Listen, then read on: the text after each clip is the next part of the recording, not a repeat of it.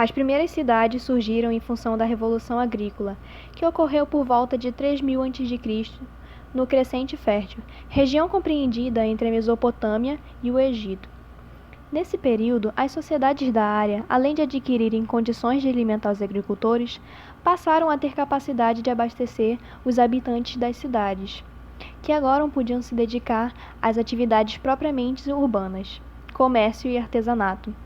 Outro fato importante foi que as elites dirigentes se fixaram nas cidades que se tornaram sedes do poder. Implantavam-se então a divisão do trabalho e funções entre as zonas rurais e as cidades. As cidades marcavam uma interrupção da natureza selvagem, considerado os espaços sagrados em meio natural. Da mesma forma, os templos dentro das cidades marcavam a morada dos deuses em meio ao ambiente urbano.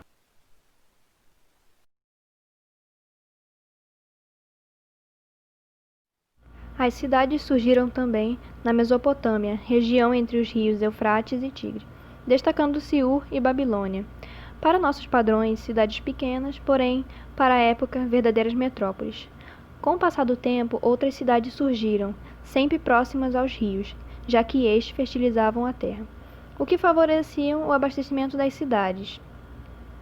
Também na América nasceriam cidades, principalmente entre os astecas, importante civilização que ocupava o que é hoje o território mexicano. Na Europa, duas civilizações, a grega e a romana, tiveram nas cidades seus centros de poder, onde estavam a burocracia de Estado civil e militar. Na Grécia clássica, a mais sofisticada forma política foi a polis, que todo o seu esplendor cultural grego brilhou nas ruas de Atenas. Na Península Itálica, surgiu e evoluiu a mais importante cidade da antiguidade, Roma, de onde partiram as tropas que edificaram o maior dos impérios, o Império Romano. Na época, todos os caminhos levavam a Roma. No século, quando Roma caiu em função das invasões germânicas, as cidades sofreram um grande abalo, pois a Europa se ruralizou ao longo do período feudal.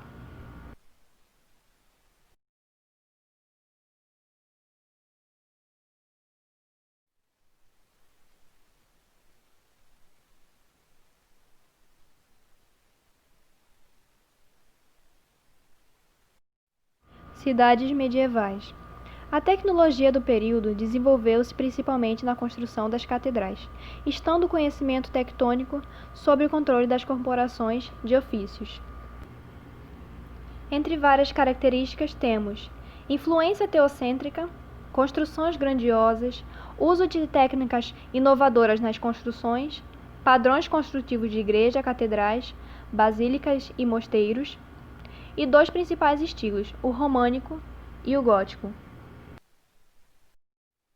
Durante praticamente todo o período medieval, a figura do arquiteto como sendo o criador solitário do espaço arquitetônico e da construção não existe. A construção das catedrais, principal esforço construtivo da época, é acompanhada por toda a população e insere na vida da comunidade ao seu redor. O conhecimento construtivo é guardado pelas corporações, as quais reuniam dezenas de mestres-obreiros, que conduziam a execução das obras, mas também as elaboravam.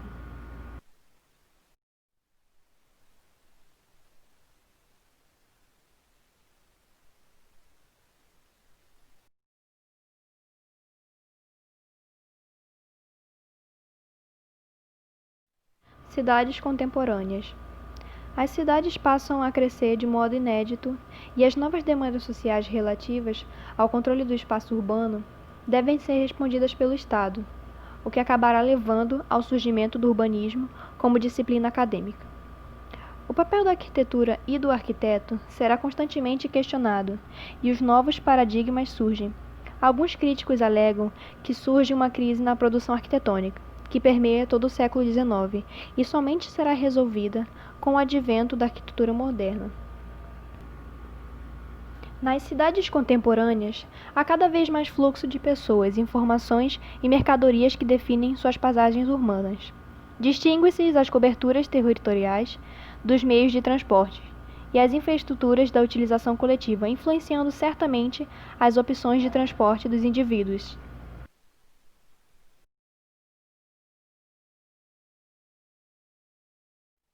O capitalismo contemporâneo ampliou o fenômeno urbano.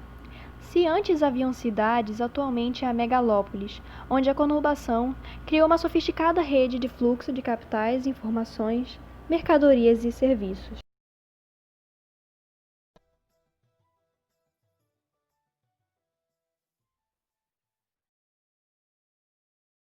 Em um contexto mais amplo, analisando os primórdios da arquitetura, podemos chegar à reflexão proposta por Jacques Legoff, onde ele afirma que há mais semelhança entre a cidade contemporânea e medieval do que entre a cidade medieval e antiga.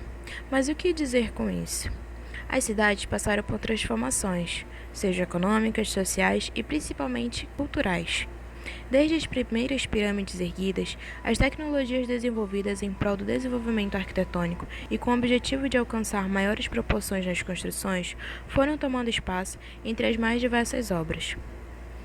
Os templos já não eram somente mais características da cidade antiga, visto que também eram utilizados como igrejas na Idade Medieval.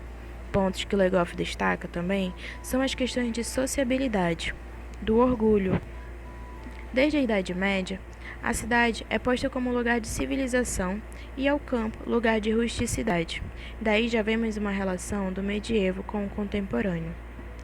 Atualmente, utilizamos ainda dessas mesmas expressões, até mesmo para um bairro que é mais desenvolvido, por outro, que denominamos até mesmo de periferia.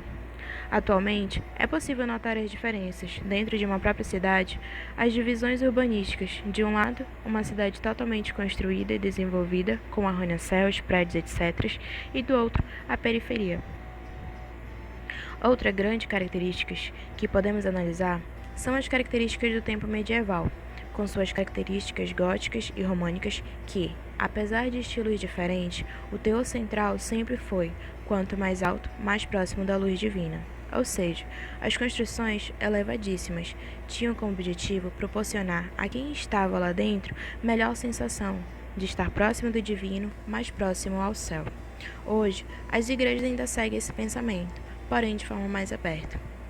O autor faz a comparação das torres de San Germiniano com as torres de Manhattan, ambas com suas verticalidades, no entanto, objetivos diferentes. Enquanto uma se preocupa em alcançar a luz divina, a outra favorece ao homem créditos de ter tido a capacidade e engenhosidade de construir uma torre tão alta. Desafia o céu, porém numa afirmação ao homem e não a Deus. Para finalizar, vale destacar que na Idade Média as cidades eram vivas. Mas e hoje? Os indivíduos abririam mão de seus automóveis a fim de viver em uma cidade menos poluída? Bom, somente nós seremos capazes de decidir. Nada ainda está perdido.